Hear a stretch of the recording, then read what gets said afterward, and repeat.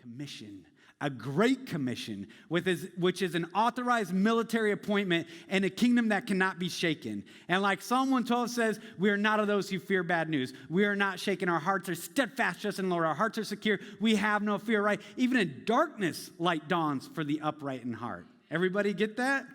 Your mission set's never going to change, and that is to proclaim the excellencies of him who delivered you from darkness into the glorious light of his Son that he loved. It doesn't matter what it cost you, it will never change. And you're no good to anybody if you're in prison, and you're no good to anybody if in faulty self-actualization and hubris you say, come and take it out of my cold, dead hands, because you're willing to die on the cause of Second Amendments. You ought to be willing to die on the cause of Calvary, Christ and him crucified.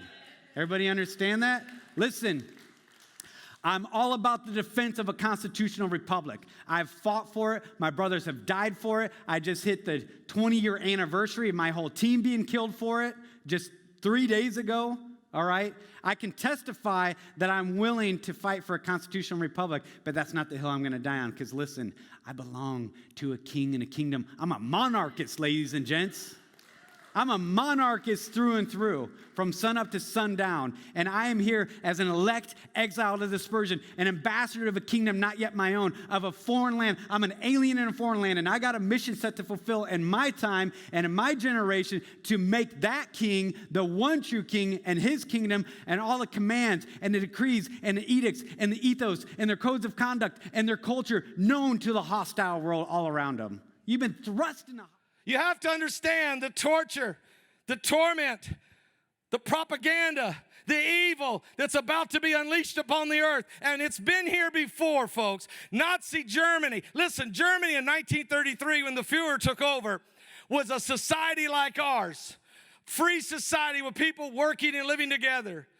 And within 5 years, in 1938, Jews were putting stars on their, the Star of David on their chest, being stripped of their businesses and being labeled second-class citizens. And anybody who resisted the Fuhrer were being thrown in camps. And because we've perverted what the Word of God says, and because we've lowered the standard of what godliness is, and because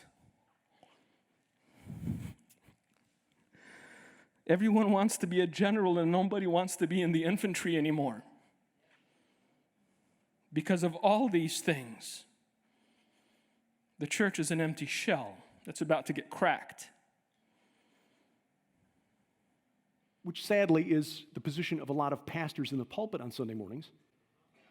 I just don't get the whole resurrection thing. What, are you kidding me? The whole Bible is about resurrection. It's about who gets resurrected at the end. But our pastors aren't taught that, so they don't teach it. We don't learn it. We don't pass it on to our kids.